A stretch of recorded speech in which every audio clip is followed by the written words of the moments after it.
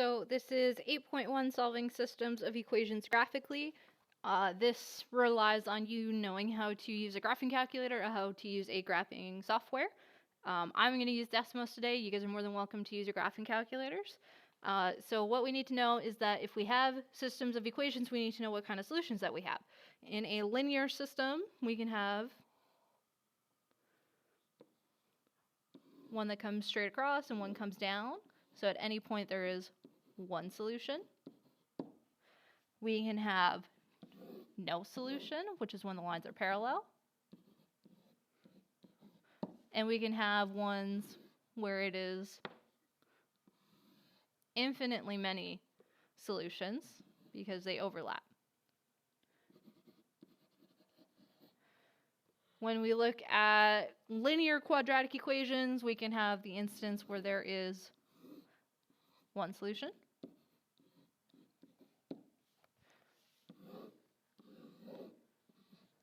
Two solutions. Or no solution. Now this is just like one graphic example. Like if I did this in red, that you could see that again we would have a spot where they don't touch at all, or if we did it like this, or if we had this one going like this. So just make sure not to have this as the end all be all. And with quadratics ones, we have one solution,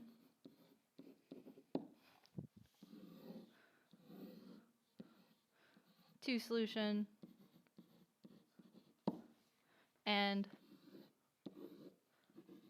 no solution. So then you can see here I have your calculator help. This is very similar to what we did before. Please reference one of the old videos for calculator help. And then we will do Desmos here together on my screen.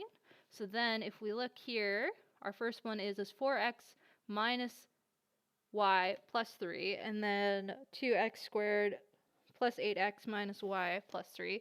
So the first thing that we need to do is we need to change this so it's a little easier to deal with.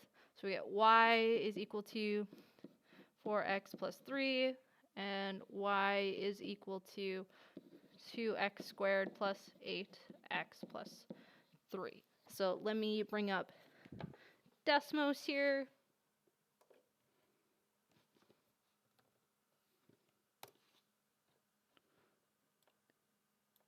Oops. Desmos. Okay, so then all we need to do is we need to write in the equation that we are dealing with. So this is y is equal to 4x plus 3, and then we add in our secondary expression, and we have y is equal to 2x squared plus 8x, oops, plus 8x plus 3. So then if we zoom in here, we can see that we have two solutions here.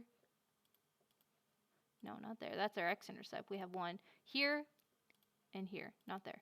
So our solution is x equals 0 or x equals -2. So let's write that down. And we will try that. So I said x equals -2. Let's actually write that a little differently. So we have a solution at -2, -5, and a solution at 0, 3. So let us verify that. So to verify that, we just plug it into the equation. So let's plug it into the linear equation because I am lazy and it's way easier to see. So then we get y is equal to 3. That one works. And then if we plug it into this one, y is equal to 2, 0 squared plus 8 bracket 0 plus 3. We can see that doubly works. And then we check -2.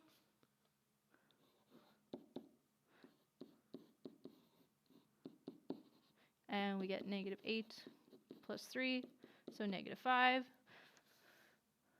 worked for the linear, and then y is equal to 2 bracket negative 2 squared plus 8 bracket negative 2 plus 3.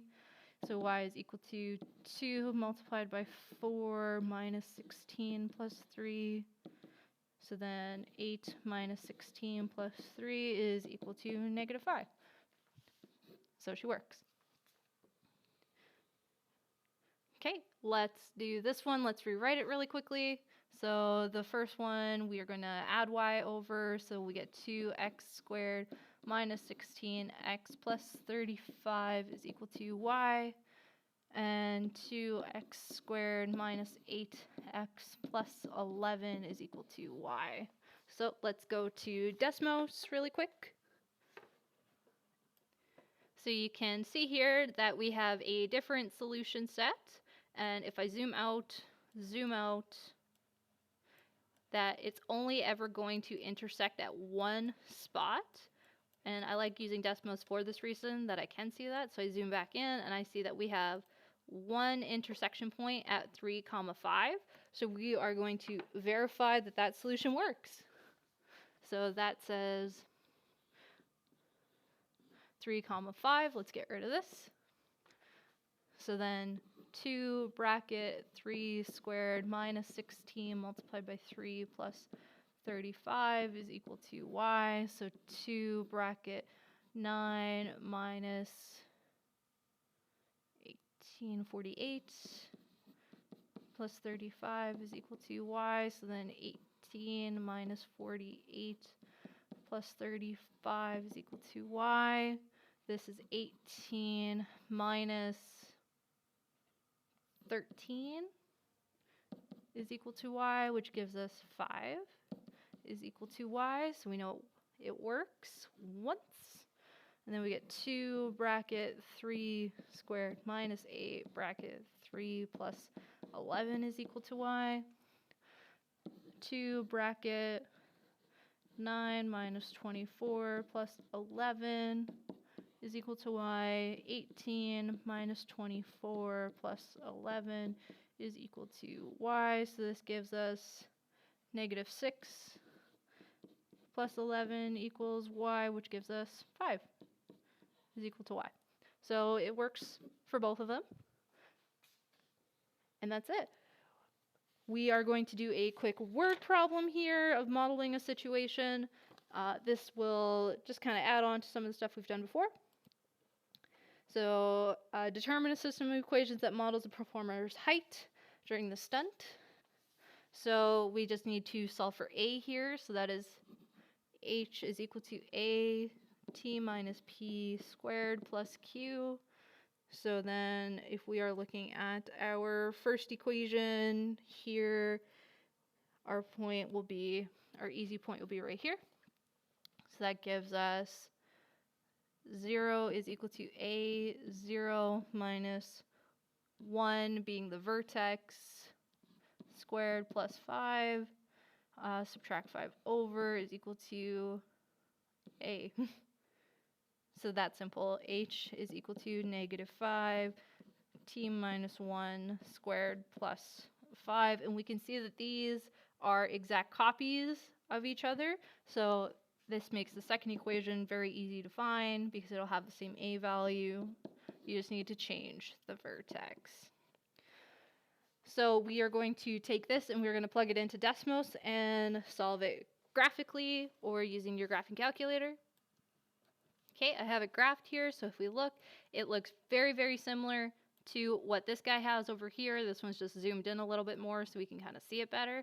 We can see that we should have a solution about right here, so if we double check that, it is 1.5, 3.75. So let's get rid of this.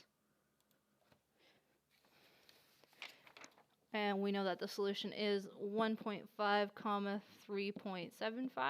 And the reason why we have to do that is if we look here, it almost looks like it's at 4 or like a little bit below 4. So we just need to be certain. So interpret the solution with respect to the situation.